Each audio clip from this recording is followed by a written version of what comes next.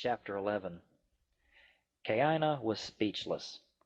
The girl stood before her now, staring at her with those dazed eyes. She was strung out on something. She was seeing Kaina, but it wasn't as if she was registering her presence as fully as she might have done. It was a little bit frightening, in fact, to see Brandy this way. Kaina was used to a Brandy who had her hair done up in some sort of Star Trek ponytail, with a lot of weavings and curls.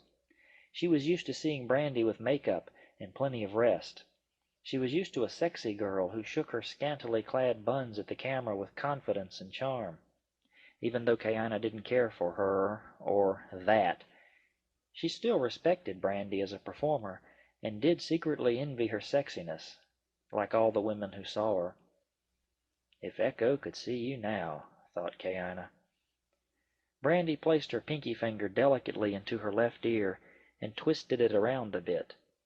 She extracted a nice-sized chunk of earwax and studiously admired it on her fingertip. She sniffed at it, and then, almost disinterestedly, she put her thumbnail against it and flicked it across the room. It made no sound as it disappeared. The practiced flick had propelled the offending piece well away from the two of them, standing there silently.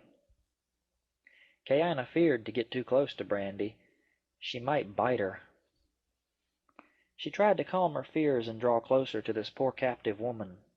A strange need to protect her was suddenly within Kaina, but since Brandy wasn't the 5-year-old girl she had fantasized finding here, it was a little bit difficult to make the change.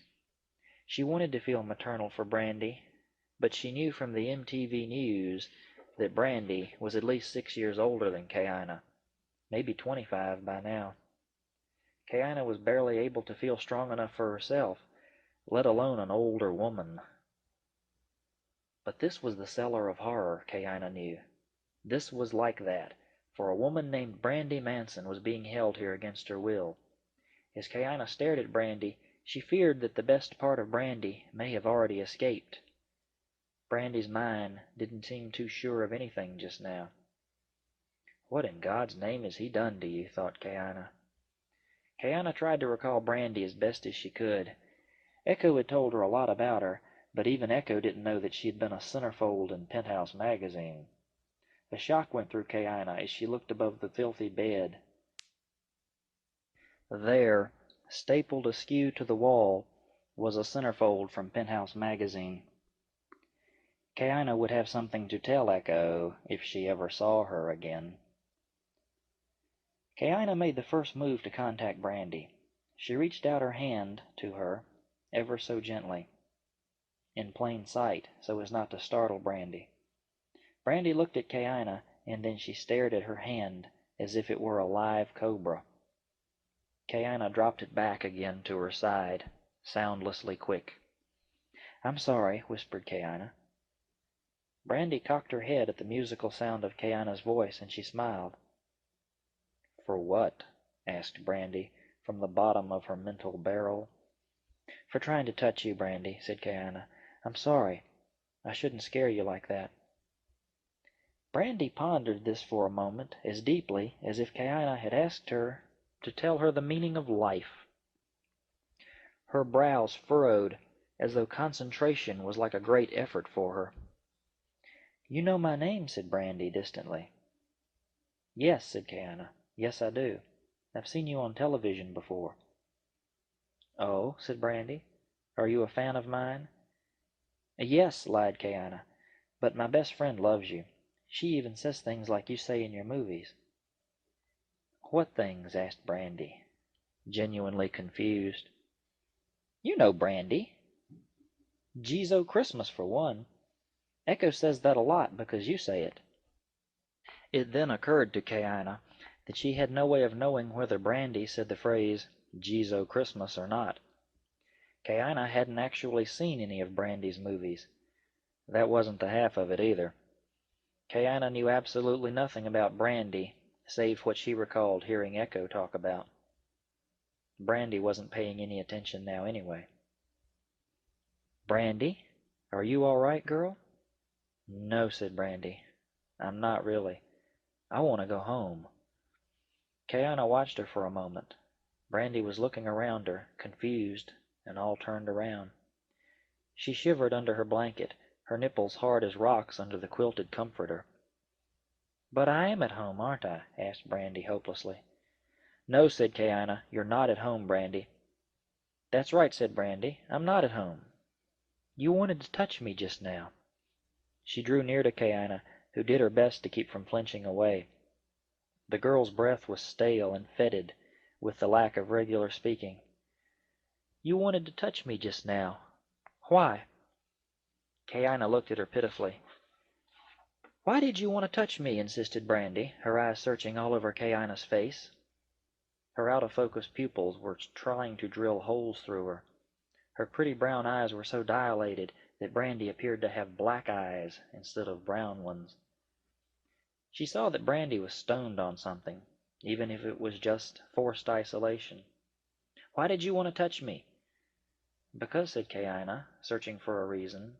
She had none that sounded proper. She wanted to touch Brandy to comfort her, but somehow to say it just didn't feel right. "Because why?" persisted Brandy. "Because it would feel good, all right?" asked Kayana. "I've been trapped inside of a snowstorm, and now I hear it coming down like a bastard out there. I'm happy to freaking be here, okay? Gee, I'm sorry if that's offensive to you, but I am." "Oh," said Brandy, and she wandered off by the fire again. It was roaring up now, because all that cold, fierce wind was pumping down the chimney, blowing up sparks like Hades. Brandy stood and lost her unfocused eyes in the flames. Kayana's answer had seemed to satisfy her. Kayana felt miffed now. Here she was, soaking wet from the snow on her that was melting, and this little bitty woman in front of her just says, "Oh, oh, well, hell, I see."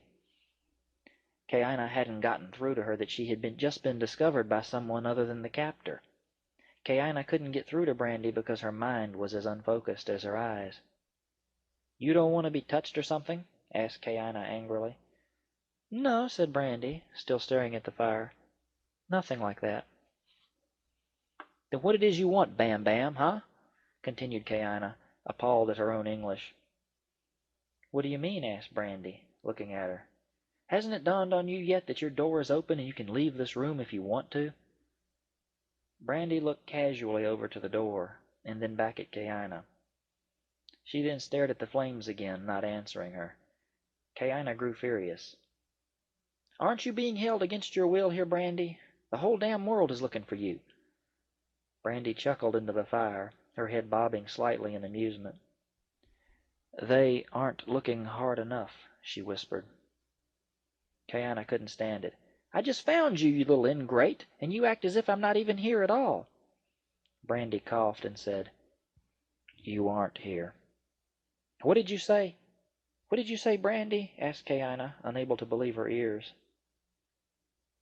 Brandy cleared her throat. "I said you aren't here."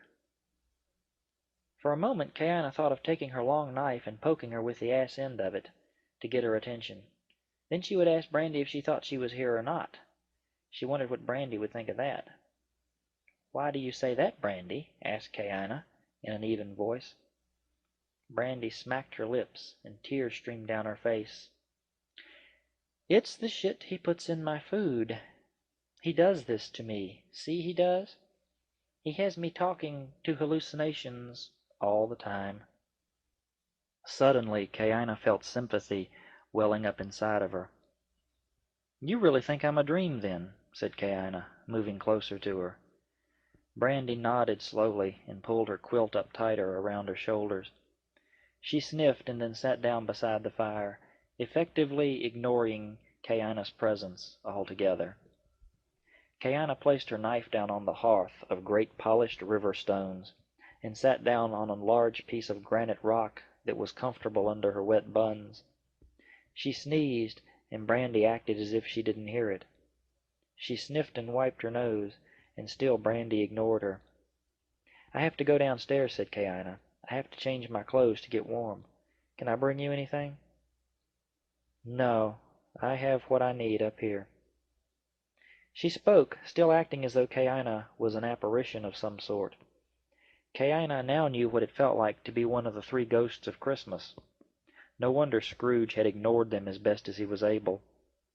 Kaina might be scaring Brandy, unwittingly. Better to come back another time when Brandy's feeling better, she thought. Sometime when he's not in here to poison her food. Yeah, maybe in the morning. Maybe. Brandy, said Kaina, I'll be back tomorrow. How many of the hallucinations come back to you again once they leave? Any of them? Brandy shook her head, as though Kaina was a schizophrenic voice inside of her mind, and not beside her at all. It was getting spooky. Well, said Kaina, I'll be the first one to come back. I'll come back and then you'll know I'm real. Okay? Brandy nodded and heavy tears fell on her face. She seemed to really want to believe in Kaina, but she had to guard against the lies of the dope. Kaina was very careful not to upset her, as medicated as she seemed to be. See, whispered Brandy conspiratorially, I know that the door over there looks open, and I know you look real. I could probably touch you, and I could just walk right out that door over there. She looked wistfully at it. But his dope is good shit, you know. It's really good stuff, and so the hallucination would get me out of the door and probably back down the front steps to the kitchen before... She paused and licked her thick, pretty mouth. Before I would wake up right here. You'll be gone and the door will be locked again. She sniffed and looked at the trails of her long tears that she didn't bother to wipe. I can't go through that any more, don't you see? Kaina nodded, her own eyes frosting over a bit. Tomorrow then, said Kaina, playing along with her. Kaina stood up and got her knife. Brandy watched her leave and didn't make any motion to follow her. Kaina walked quietly out the door and closed it behind her. For a moment she thought of leaving it open. It should be left open for her if she was to try and test Kaina's words later herself. It really should be open. But Kaina didn't trust her. It wasn't Brandy she didn't trust. It was the dope inside of her. It was the effects of a year in captivity that Kaina couldn't trust. It was the awful mind games this man must have amused himself by playing on her. It was to Kaina's advantage that the door remained locked, for her own personal safety as well as that of Brandy Manson. Kaina knew the truth. Kaina knew why Brandy didn't want to leave the room with her. Kaina had figured it out by the time she was replacing the broken padlock hasp back against the door, sealing the young girl inside again. It was because Brandy feared the captor. It was plain old fear that kept her inside that room. She had been down for so long that she feared to act against this man in any way. By pretending to be too stoned to be cognizant of her own rescue, she had saved face in front of Kaina. What an actress this woman was! She was still acting, even in captivity and under the possible influence of drugs. Well, if the captor did come back, he would find Brandy as he had left her, locked up tightly in her room. Safety for them both dictated a locked door between them. Kaina went over to an upstairs window to try and see out. The snow was fearfully deep outside, but she couldn't tell how deep. She heard the wind blowing, still as strong as it had been earlier, and she heard ice literally sandblasting the paint off the house. It was scary. Kaina had occasion to check her watch. Her mom would just begin to notice that Kaina wasn't where she was supposed to be by this time. Kaina should do the right thing and call her. She looked around for a phone, but she found no phone of any kind. Kaina had been in the house now 1 hour exactly. She wanted to get out of these clothes and get a shower. She remembered seeing that awkward bit of build-on, the thing that had resembled an additional room, under the front porch as an afterthought. She now hoped that those old white pipes she had seen was a shower assembly, with hot water. She wanted to call her mom now, but she was a little bit pissed off at her. It was Kelly's fault that she was in this place after all. Let her sweat it a while. Let her wonder for a few hours, and then maybe she'll be more receptive to talking with her daughter. Maybe she'll tell Don to carry his great eavesdropping ass in before the television and give them some time to talk. She smiled at this. Time to punish Mama a little bit. She needs it too, every once in a while. Herself. Whap, whap, whap. Kayana walked downstairs and squealed in delight when she found the shower. It was quite an anachronism out here in this rural wasteland. There was hot water, mirrors, and even a blow-dryer in here. Cool. Way cool. Bitchin'. At a time 7 miles away, when her mother Kelly had just begun to miss her arrival for the first time, Kayana grabbed her bags and sealed herself in the shower for a long, self-indulgent time. At a time when her mother was just beginning to wonder what was keeping her daughter from coming and hoping she could get there before the blizzard hit, Kayana was steaming herself luxuriously in the shower. That shower steamed up the place really thick, and Kayana stayed and stayed, driving the intense, bone-numbing chill from her body. For a few blessed moments, Kayana forgot where she was and even who she was, in the fierce stinging needles of torturous spray. It felt so good to just let that water fondle her body with its heat and mist. She stood, her mouth working opened and closed sensually for the longest kind of time. Her wet clothes were in a heap by the door. Her knife was in the shower, stuck rudely up into the wooden ceiling, between a crack in the weathered boarding. She could get at it in an instant if she had to, and provide the captor with a little surprise that Hitchcock had never intended for Norman Bates. She felt for the first time all day long that she might just be safe for a few minutes. Secretly, she believed that this captor fellow was in town somewhere and was trapped there. Maybe he was. She liked to think so, anyway. The bathroom, while it was new-looking, had a slight odor about it that said it hadn't been used in a while. Kayana heated the shower up and made the room full of the smells of steam, Revlon Flex shampoo, and Revlon conditioner. The former two items came from her bag. The conditioner alone was spicy and heady enough to drive most of this mushroom smell out of the place, and hot water cures anything if you have enough soap. Kelly soaped herself now and massaged her heavy nipples, feeling that detaching pleasure it gave her to do this. She closed her eyes and sighed, thinking of Kelly and Echo and Mrs. Cherbourg. She would have to find a phone and call Mama when she got out. Mama would be beginning to worry about her. She would have to find something to eat and see if she could find a safe place to sleep tonight in this house. She would have to explore the rest of the place before she went to bed, just for the hell of it. She would want to know what she had to work with, and even though she was sure that no one else was in here, she wanted to look. It was sort of like checking under her bed at night and in her closet before she would get into bed. Just checking.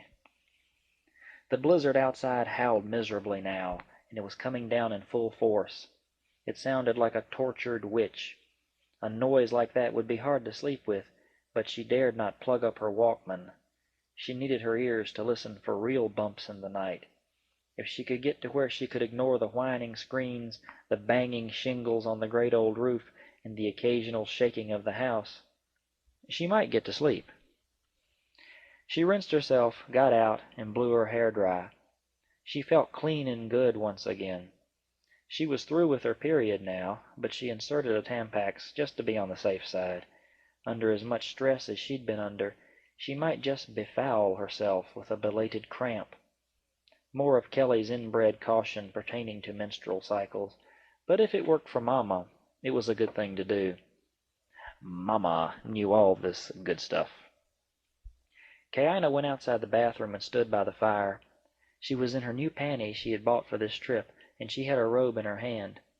She wore no bra, but she had stood in front of the wet, steamy mirror for at least 10 minutes, checking the sag of her large breasts. Kayana secretly loved her own breasts, but she wanted no one to know it. She checked them nightly for lumps or anything unusual. She did this on the pretext of a cancer exam, but she enjoyed playing with him. She really did. Her breasts hadn't started to sag yet. She poked her stiffened nipples up at the mirror and smiled smugly, rubbing their firm, hard ends. Pretty, she thought, aren't they? They were. Now, outside by the fire, she dressed in her long robe and searched through her bags for her heavy white hiking socks. These would serve as bedroom slippers until she could get Brandy and herself out of here. Thus attired, she went into the kitchen and ate some canned chicken spread. She found bread and other things, and she noted enough food for them to last in here about a month if they ate sparingly. 3 weeks if they did not eat sparingly. A week and a half if they pigged totally out. They wouldn't be doing that. She searched for a phone, but did not find one. In all, there were 3 floors to this house. The first floor she had done an extensive tour of already, so she knew it pretty well. After she had eaten her light supper, she went back up the stairs, and, careful not to disturb Brandy, she saw that there were 3 other connecting rooms on the second floor. These were all joined at the main room that the staircase opened into, just inside Brandy's locked doorway. There was nothing in these rooms but furniture and beds. Kaina would have the pick of 3 beds tonight. She walked into the first room and selected a bed for her own. It had a smallness to it that looked very guest-like, and she thought of herself as a guest in a way. So this would do fine. She went back downstairs to get her bags. She would have been very glad to know that she had picked the proper bed. The other 2 beds were not suitable at all. Had she selected the second one, she would have disturbed the slumber of a very small field mouse, who would have the tendency to run up the arm of anyone silly enough to pull those covers back. That little mouse had lived in the mattress for years, and it didn't smell very nice down inside of there. The last bed was just as bad. It was the bed of the captor, but she would not know any of this until much later. In his bed, under his covers, were sheets that did not exactly get washed an awful lot. His sheets smelled of that maleness, and his second pillow had a surprise under it if Kaina had checked to see what was under there. Since Kaina had not chosen that bed at all, she would not find what was under there. Under that second pillow were all of Brandy's old photographs. Brandy had made more spreads on more magazines than either Echo or Kaina would ever know about. In fact, Brandy was quite a star in several solo blue movies. While she didn't do any of the heavy faked intercourse stuff, she did do solo autoerotic plots with 0 imagination. All of the captor's photographs were well thumbed. The soiled pages, white with sweaty thumbprints, were clear enough to lift for identification. The printing and the colors had been smudged by handling, leaving white ridges where the fingerprints had taken the printing off. Brandy's naked smile had been blurred by the touch of this man. For this night, Kaina would mercifully be spared this kinky find. Instead, she busied herself with the bed she had chosen, and now she went to stoke some more wood on the fires out in the main room. In the 2 stoves, as she would discover, the hot fires burned low quickly. There was a lot of kindling wood lying around the stoves on both the upstairs and downstairs floors, and there was a night supply of firewood beside each. Kaina had enough fire in both stoves, when she opened their doors, to just add wood and watch it burn. She wouldn't have to build a fire this night at all. As Kaina stared into these fires she had rekindled, she thought about why she couldn't find the telephone. Surely they had phone service this far out. After all, her mama and her new husband had phone service 7 miles or so down the road. Kaina had not even found a wall mount or a phone jack of any kind. That was significant, she mused. Kaina went downstairs and brushed her teeth, and then went back up to bed. She didn't do any of her usual reading, nor would she paint her nails tonight. She wouldn't be watching Evening at the Improv, nor would she watch it if she had had her television. Kaina Shea Erbicum was exhausted. The shower had tapped her out. She would sleep like a drugged infant this night, and she smiled weakly in anticipation. It would be good, she knew, to just rest for a while. She turned the bed back, and the faint ancient smell of lilac rose up to her nose. This had once been a woman's bed, she believed, and as she crawled down into it, she smiled. The sheets were cold and stiff and clean. At least they were clean, and hadn't been slept in by everyone and his brother every night for years. At least she was sleeping with a woman's scent, and not the industrial strength of hotel soap. She thought she might could handle that. What Kayina didn't know was that this had been years ago, that this bed had belonged to a particular woman who smelled of that particular scent. What she didn't know was that this woman had died in this particular bed, and that no one since had ever slept here, until Kayina. Kayina nuzzled down into the pillow and smelled the woman's nice smell. She thanked the woman for smelling so good, and she breathed the clean scent as it came up to her. What she didn't know was that this woman had been the mother of the captor, and if he caught her in his mother's bed, he would kill her in an instant. The bed was a sacred shrine to his mother, just as brandy was a sacred shrine to his manhood. Kayina was on holy ground and would not be forgiven. Kayina slept deeply that night, unaware of the shrines all around her. She was asleep even before she could say her prayers. Kayina woke up cold the next morning. It was her first day in the house, having slept the night away like a log.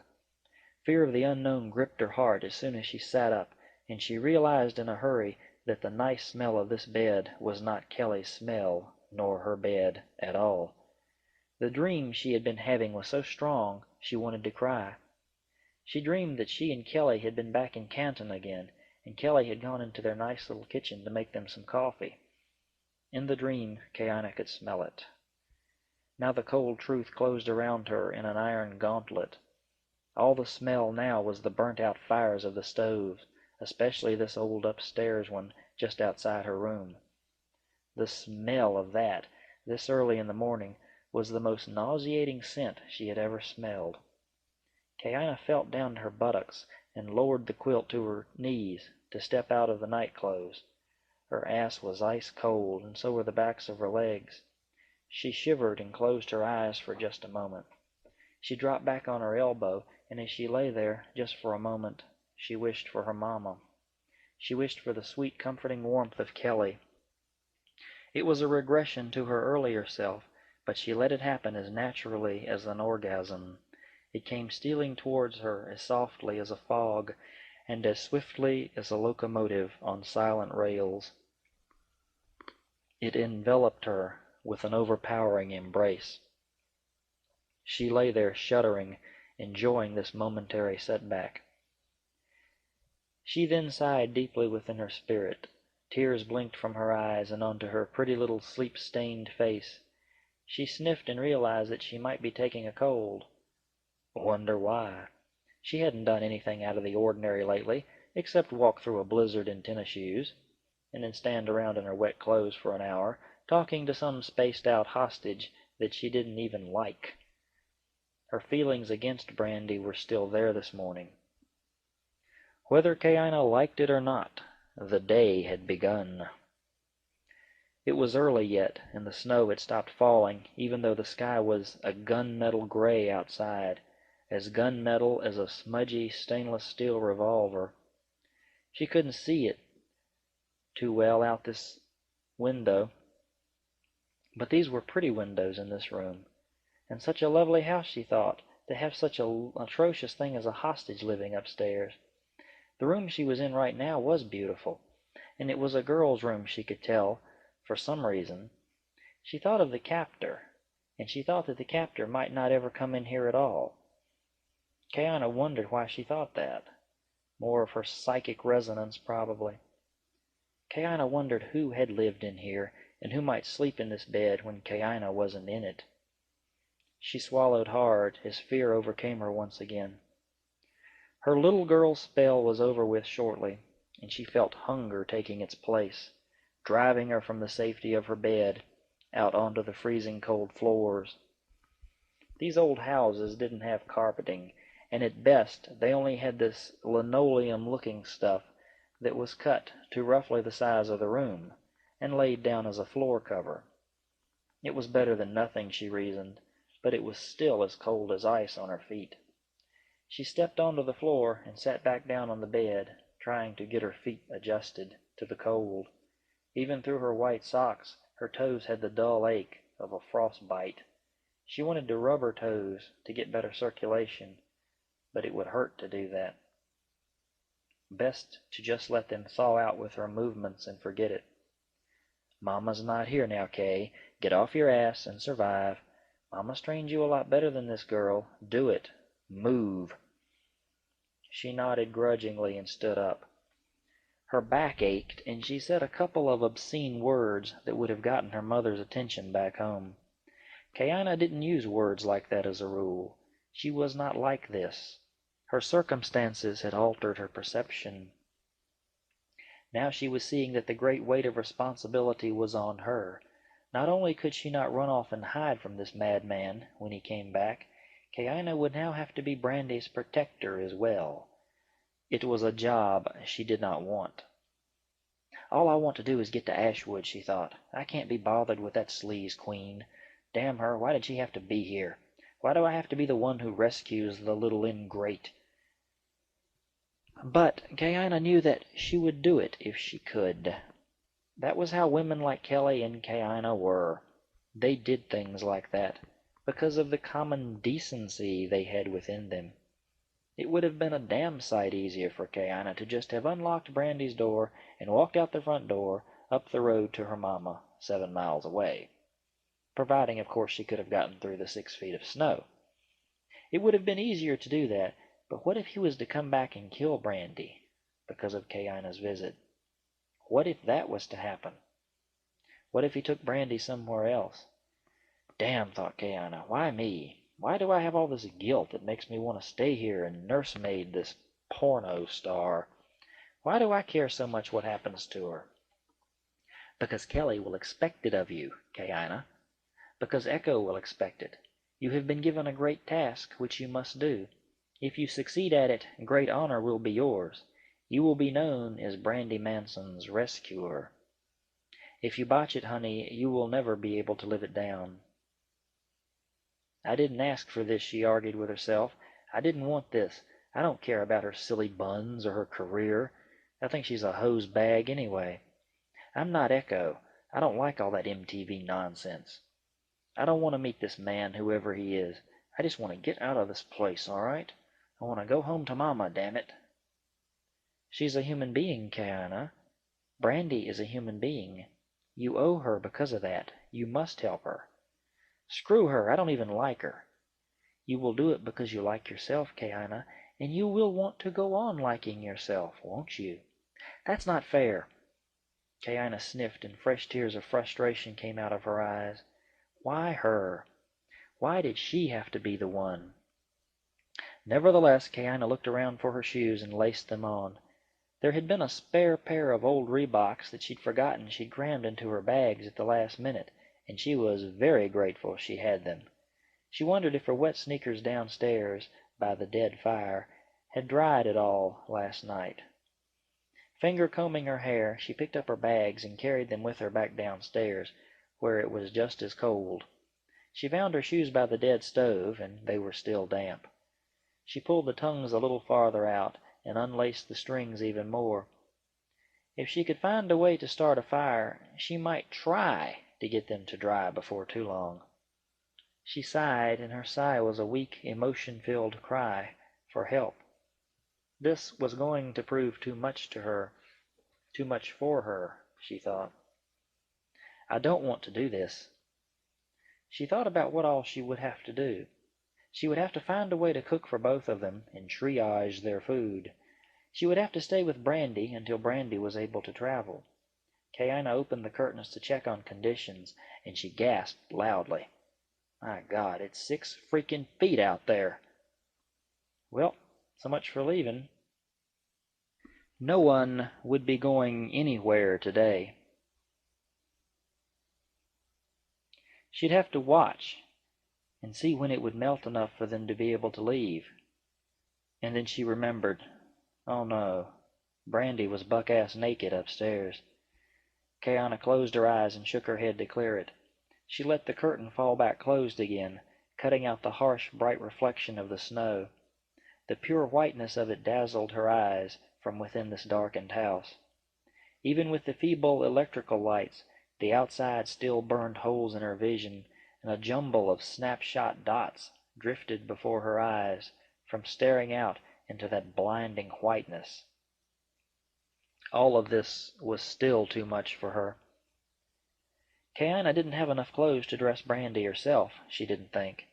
She even rolled her eyes at the very thought of having to dress another woman of Brandy's age. She hadn't counted on having to take care of anyone but herself, so she hadn't exactly packed for two people. No, Kayana would have to spend her free time now trying to find Brandy's things, if they were still here at all. The captor had probably put them in his room somewhere so he could sniff and fondle them at night and think about her. Kayana shivered at these thoughts and tried to put them out of her mind. She peeked out the window again, just to be sure she hadn't faked herself out. Nope, there it was. There was the snow. She saw that the snow was up above the railings on the porch. If she had been standing on the ground in front of the house, with all that snow out there, she would be covered completely. The snow was a good 6 feet, easily. Kayana swallowed hard, feeling a dull ache in the back of her throat. If she had stayed with her car, she would be buried in it by now. Kayana started trying to build a fire in the stove. If she could work, she figured, she could get her mind off the imminent and anticipated arrival of the captor. At first, she wanted Brandy to tell her all of his traits and idiosyncrasies. Now she wanted to know absolutely nothing about him. She didn't care to know. She might have to kill this man, and it would be easier if he was deliberately kept a stranger to her. Kayana shook her head and giggled nervously as she poked a rolled-up newspaper into the fireplace. She had seen them do this on television, and maybe it would work. Under a couple of logs she had inserted, more or less, 3 or 4 pieces of kindling. She couldn't help but chuckle. Here she was, trying to build a fire and plan a possible murder all at the same time. Little Kayana, now a woman, all grown up and out in the big old world by herself, slaying dragons and beasties with her kitchen knife. It was insane. She would have to do it if it came to that. She would have to drive that big old blade into the man's body and make it count. She would have to kill the bastard, and kill him good. Just like on television. Her fire was not lighting at all. She had found some matches, but match after match flared up with the bits of newspaper, only to peter out with each contact with the raw wood. Even her kindling wasn't catching. She would suck as a Girl Scout. Kayana simply had not grasped the basic elements of combustion at all. It totally eluded Kayana as to how heat would have to build up within the wood before it would burn without a constant match under it. Well, she didn't want a freaking merit badge. She just wanted to make a fire. She felt very much like she was at the dawn of civilization this morning, trying to make something that had never before been made upon planet Earth. Build a fire. This day, she swore, Earth would see a fire, and she was going to burn up all 500 zillion matches lying in these rooms in various containers and jars, if she had to, but she was going to get a fire. She was up to 17 matches before she saw hope in the dark, awful-smelling ash pit of stove in front of her. A small flame stayed this time, and did not just blink out as the others had done. Kayana felt spiritually uplifted in this, and stared at it in fascination. It was like she had created life in that pit of frozen-over hell. She didn't breathe until the flame grew large enough to reach out and touch the great pine log above it. Kayana watched as it finally did ignite and start to burn all by itself. She sat back, mesmerized by her efforts with the wood and the flame this morning. A tiny bit of pride crept in to warm her own cold stove heart. As the flame became an isolated incident of light within the blackness, she dared to shut the door and get up from the floor. Her robe that she had slept in had little bits of bark and dust clinging to it. She spanked these off herself and looked around the room to the bathroom. She had forgotten to hang up her wet clothes in the night. They were in a pile still by the shower stall in the bathroom. Kelly would have swatted her behind for this had she been at home.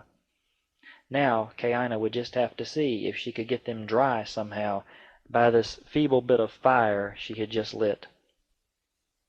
Whenever it would grow strong enough to warm the place, that was. Kaina knew her fire would grow stronger in time, but right now it seemed to be producing no heat at all. Kaina walked into the bathroom and picked her wet jeans up off the floor. She pulled the shower curtain back and stood there, wringing out the thick denim fabric as best she could. Kaina was noticing that awful mushroom smell again, and she felt her gorge rise. Her Revlon conditioner had long since washed down the drain, and no longer tainted the air with its spicy niceness. Now the usual smell of this place had returned to nauseate her. The smell of deep, dark, nasty drains. It was a dark brown smell that assaulted her senses, and the smell seemed to leave an oily film on the back of her throat. Kaina fought the urge to gag, closing her eyes against that smell. There was no insulation in the dry board walls that housed the plumbing in this bathroom. Only the steam from her shower last night had kept her from freezing to death while she had stood here naked. Kaina walked out of the bathroom into the living area and left the door open to dry the place out. She spread her things over the back of the couch to finish drying by her newborn fire. When her fire got hot enough, the clothes would dry. She hoped that they would, anyway. Kaina went back into the bathroom again and grabbed up all of her things she'd left there from the night before. Her douche supplies, her toothbrush and paste, and her bottles of lotion. These she jammed into her duffel bag, and she stood looking around for a place to put the bag for safekeeping. A line from a Glen Campbell song came to her, and she went over to the couch. Walking around one arm of the couch, she peered behind it and saw there was room for the bag. She involuntarily hummed the song as she crammed her things back there. She smiled to herself and dusted her hands off on her robe. She opened the tops of her shoes now and pulled out the tongues, and she left them close by the fireplace, stove, whatever, to finish drying. They would be crusty when she first put them on again, but that would wear off in a day or so. Her sneakers were the expensive kind that could take a little extra abuse. Kelly had always seen that she had the very best. Kaina wanted to stay as ready for this man as she could. If all of her belongings were out of sight, she would feel a lot safer. That way, if he came into the house, God forbid, and she didn't hear him, he might not recognize her presence there before she could be surprised. She had visualized his return, and having the two of them standing in the hallway, facing each other, gaping at one another, until one of them was able to move upon the other one. At least this way she figured to have the advantage. If he didn't notice anything out of the way when he got here, he wouldn't be expecting to see her. She would be expecting to see him, however, and so she would have the upper hand, such as it was. And that upper hand, she said aloud to herself, had better have the knife in it. I swear, Kaina, he's going to cut your little bud off and hand it to you if you don't have the damn knife, girl. What did you do with it now? She castigated herself for losing track of her blade again. She found it over on the couch, of course, where she'd left it last. She went over and got a grip on it, as if to ingrain the memory of its feel into her palm, so she'd miss it if she laid it down again. She wished for a scabbard of some sort of holster to sling it from, but she didn't see any way to rig one up. She'd probably cut her leg trying to do anything as cutesy as that. I have to remain ready, she thought sternly. I have to be ready for him when he comes. Kaina was fighting fear just now. She had the hives again. Damned hives. Nerves, yes, but try and tell herself that. Her body wasn't listening to any of that noise. Her doctor had told her once that it was caused by nerves, but she would just have to suffer it out. Urticaria, he had called it, a bright red rash that formed beneath both her breasts and between her thighs. Relax, he had told her. Relax. Right, try that. It wasn't any use. She'd just have to try not to scratch is all. She didn't even have any of her ointment with her. Well, considering my circumstances, I'm damned lucky not to be paralyzed with fear. That happens to people, too. Full well she knew it did. She had read many such case histories. The situation with Brandy Manson was a lot touchier than she had first thought. Now that she had a minute to think about it, she thought that Brandy might have, in the course of her captivity here, formed some sort of Patty Hearst relationship with this guy. If that was the case, they might have even, God forbid, have made love. In some weaker moment, perhaps Brandy might have done this. Brandy might try and help him if he and Kaina were to come to blows. This thought unsettled her greatly enough to consider never opening Brandy's door again for any reason. Now that's stupid, Kaina. You're just afraid of the unknown again, and you like having complete control over the house, don't you? One woman to a house, huh? Just like Mama used to say. You have to help that girl as much as you can, Kaina, she told herself. Brandy was under the captor's spell, and Kaina would have to win her over if there was any chance of beating this man out. Comparing Brandy to Kaina wasn't even comforting. Brandy had been locked in that room naked for over a year. Kaina had hives after being in the house for 2 days fully clothed and without him here at all. What would she look like after a year of that dusty room upstairs? How would her karma be after that long of a jail sentence in that room? She didn't want to think about it. She only knew that if she didn't go up and feed Brandy soon, she would lose her nerve to open that door ever again. She was beginning to dread even seeing that filthy little naked starlet. She didn't want to see Brandy the morning after being doped last night. Kaina had no more dope to give her, and Brandy might insist she come up with some, or else. The or else part of that hung in the air over Kaina like the sword of Damocles from her 10th grade English class. Or else. The Brandy of MTV wasn't the woman upstairs in the caged room at all. The woman upstairs stunk, for one thing. Though Kaina hated herself for thinking it, the girl did smell funny. Her breath was stale, and her body, it had a muskiness to it that repelled Kaina. It actually attracted her, but the thoughts of being attracted to another woman made the deep smell absolutely offensive to Kaina. Cloying, in fact. And that greasy blanket. Ugh! It was deplorable. Kaina was afraid of her all the way around. She was afraid that Brandy might change her somehow, like the captor had done Brandy.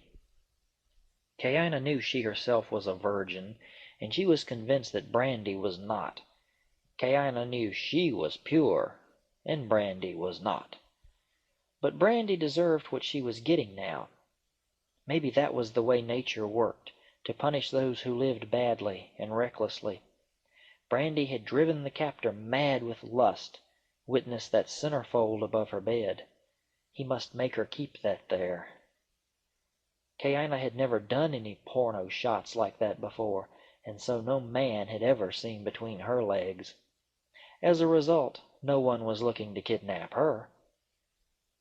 Kayina's self-righteousness was beginning to nauseate her, and she knew she really shouldn't feel that way. But she did. She just couldn't help herself. She just couldn't. Kayina knew she had been chosen to rescue Brandy. Kayina, who never got to do anything exciting and who never was recognized for anything really important, now had the chance to be someone special. But she didn't want it. She had changed her mind now, and she just didn't want it. Take it back, she thought. I just want my mama. Please, just let me out of here. But all of Kayana's whining wouldn't change the facts now. The facts of her situation. If Kayana backed out, she'd never forgive herself. No one would ever forgive her. No one would ever understand why she had just run off like that and left Brandy alone upstairs in that old house. Mrs. Cherbourg wouldn't like it. Echo would never forgive her. Kelly would be highly disappointed in her. They don't have to do it, thought Kayana bitterly. Kelly was talking to her now, in her mind. All things happen for a reason, honey, she was telling Kayana. You have to understand that. Don't make me ashamed of you. Let me see how brave my little girl can be now, for Mama. Show me how proud I am of you. All right, screamed Kayana into the silence of the room around her. I'll do it. Damn it, I'll do it if it kills me. The air was shocked, but little else, as Kayana stood staring into the fractured silence. Nothing answered her in turn. Nothing heard it but her. Maybe Brandy upstairs, but Kayana couldn't be sure of that either. Stay busy. That's it. Just get busy, and it'll all pass more quickly. Maybe. Feed Brandy. Watch for the captor's return. Firewood, in that order. There was firewood on the porch. She had seen it stacked there last night. Thinking of the firewood made Kayana think of food, and there had been a lot of canned goods stacked in boxes in the back room. She had seen these during her whirlwind tour of the back rooms last night. Stacks of boxes with can indentations in their sides, like maybe supermarkets got. Cases and cases of soups or something edible maybe. Yes, they must have food. Kayana looked around her. Most of the furniture here was made of wood, so as long as they had matches, they had fire. Kayana would burn everything in sight if it came to that, just to stay warm. She would take a personal delight in axing up the captor's things. It would be a trial run for destroying the man himself. She had to smile a little bit at that. She looked at the knife in her hand. Could she kill him with this thing? Was it possible that she could push this through his body and hit something vital? A chill went through her. Would she chicken out and get squeamish? She honestly could not answer that now. My stay here will make me a scavenger, a farm girl, and possibly a murderess, she nodded grimly to herself. Mother will never recognize me if she sees me again. And I have done all of this. Breakfast. The word split her skull like a lightsaber and made her salivate. Food, lordy, yes. She would go and see what was on their menu this morning at this charming little do-it-yourself bed and breakfast. The clock on the stove read 9:15 as she passed it, on her way back into the kitchen. The freezer loomed up at her like a white casket, horizontal and cold. Kayana feared this as much as she feared opening Brandy's door again. Those damned old Hitchcock movies were to blame. What does a kidnapper keep in a freezer downstairs if he keeps a young girl upstairs? Parts of other girls?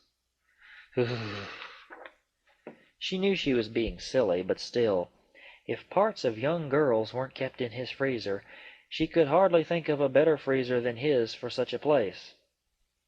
It wouldn't be surprising, after all, to see such things in there, once she opened it. Would this freezer contain dead bodies? Would it? Open the damn thing, Kaina, before you lose your weak, sniveling nerve. Kaina closed her eyes as she stood over the thing, and placed her hands along the cold metal latch that read "Frostline" in comforting cursive scrawl. The unit was from Sears, she deduced, because Mrs. Cherbourg had a frost line, and hers was from Sears. Nothing from Sears could have pieces of young girls in it, could it?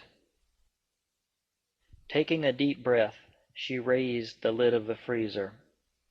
She felt the sickeningly tight suction as it peeled loose beneath her like superglued skin.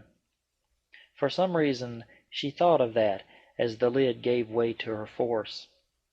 It plutched open, allowing the cold white steam to curl around her wrists and grab her fingers securely in its icy breath. She heard the slight protest of old hinged rubber as it squeaked open. She peered down into the chest as it slowly became visible under her wide-open gaze. A fear shot through her as she visualized a frozen Count, blue with the cold, as he lay amidst the steaks, roasts, and trimmings.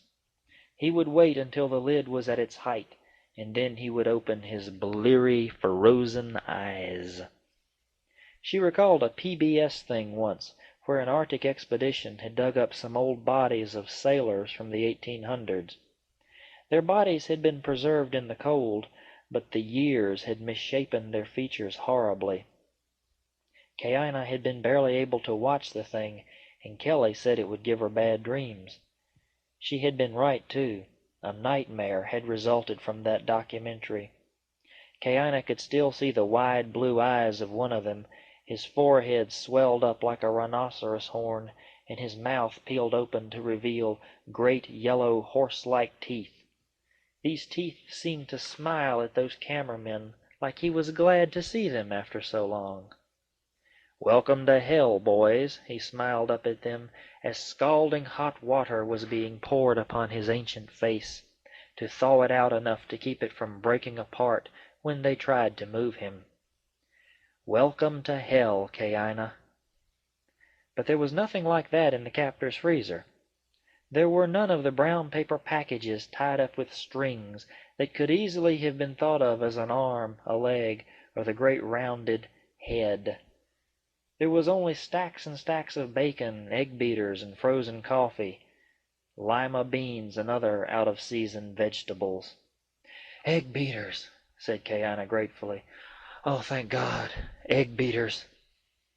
The freezer was a veritable plethora of stored foods, and Kaina thrilled at the sight of them down in there. Oh, what a friendly freezer this was! What a nice freezer! Breakfast would be so soon and so good. Kelly always bitched that little Kaina wanted for breakfast greasy bacon strips and eggs all the time.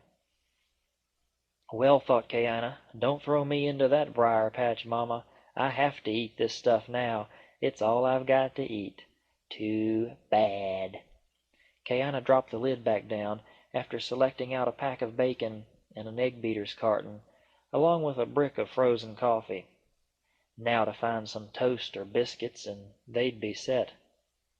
The refrigerator told Kaina an awful lot about this guy and his housekeeping habits. Kaina wasn't a model homemaker, but she had lived with one for 18 of her 18 years, and Kelly had beat it into her about how to shop and what to shop for. Even if all of it hadn't sunken into Kaina's pretty little head, most of it had. She knew, for example, one did not stockpile milk. That was a no-no. Milk had dates that were not to be ignored, or the milk would go blinky, as Kelly called it. Kaina knew about Blinky milk. It was soured, and it would make her sick. The captor here had about 4 gallons of milk in the refrigerator, she was to discover. Not good, even though all the dates were not yet expired. But Kaina was grateful, for she herself could suck down gallons of the stuff, if left to her own devices. The main bone of contention between Kelly and Kaina had been her milk lust, and that was frowned upon as badly as immorality.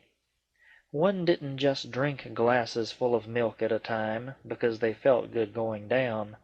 Milk was too expensive for that. "Well, I'll just have to drink this before it goes bad then, won't I?" she smiled to herself, a white gleam in her eyes. No female lived in this house, she was certain, except for Miss Manson upstairs. No woman would put up with these telltale bachelor ways. His habit of keeping everything frozen and thawing it all out at the very last minute. A woman likes to keep things thawed out and on hand, so she can cook it relatively quickly in the kitchen. None of this massive thawing out. That was bullshit.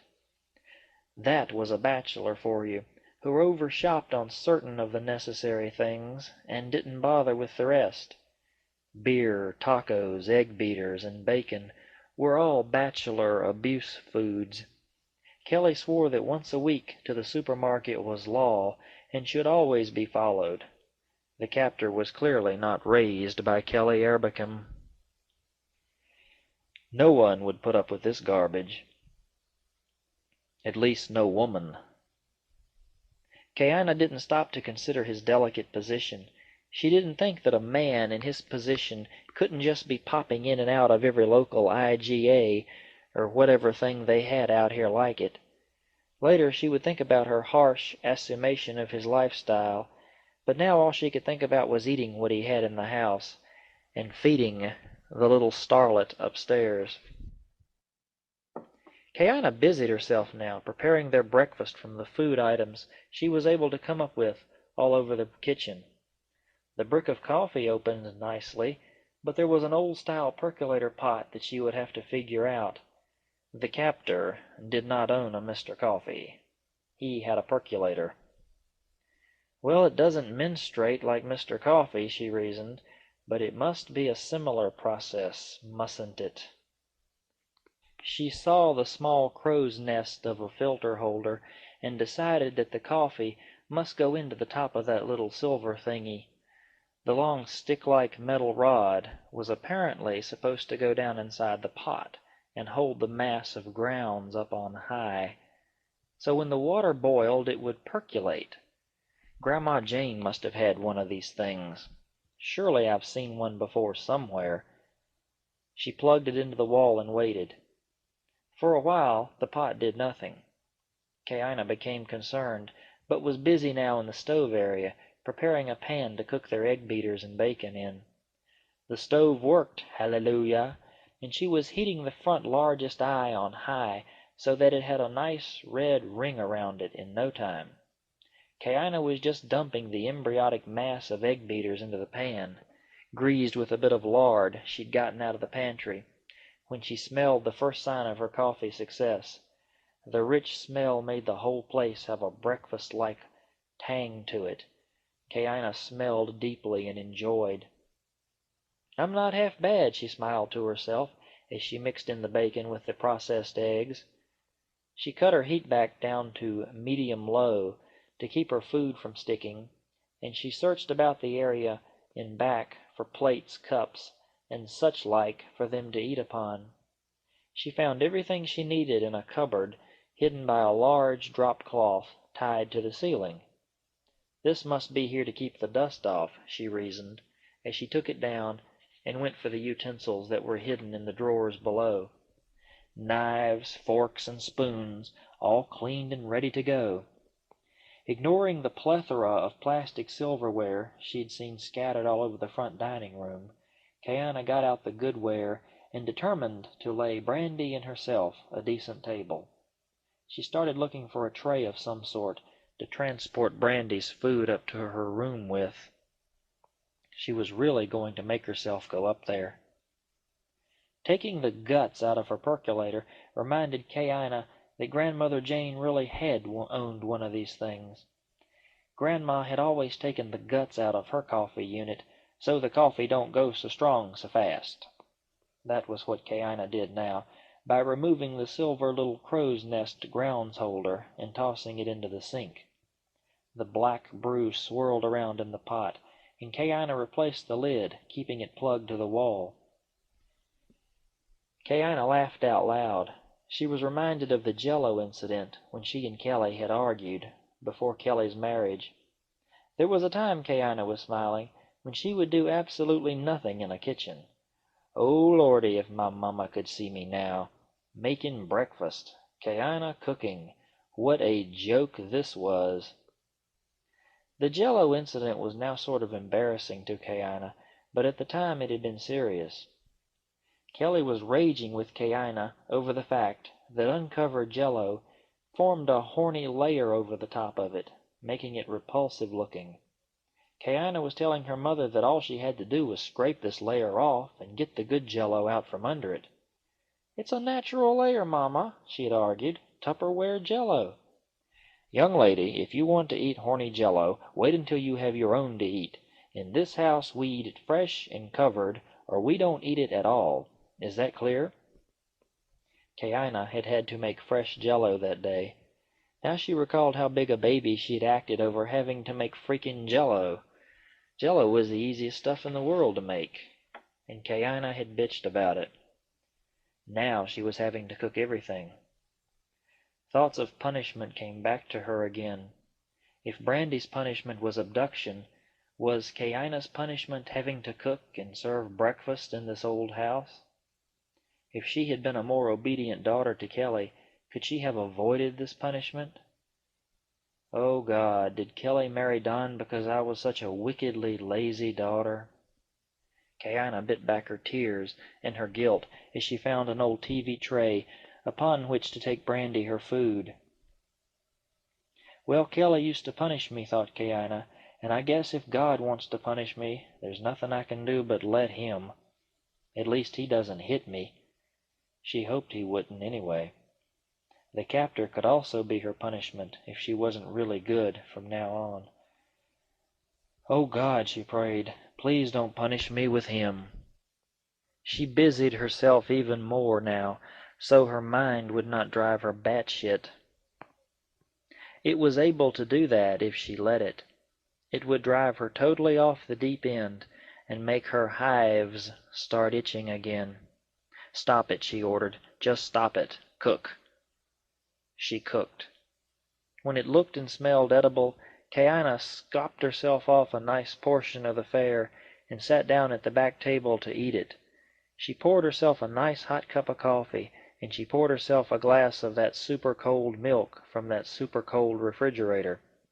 She poured a little of the milk into her coffee. That tasted so good.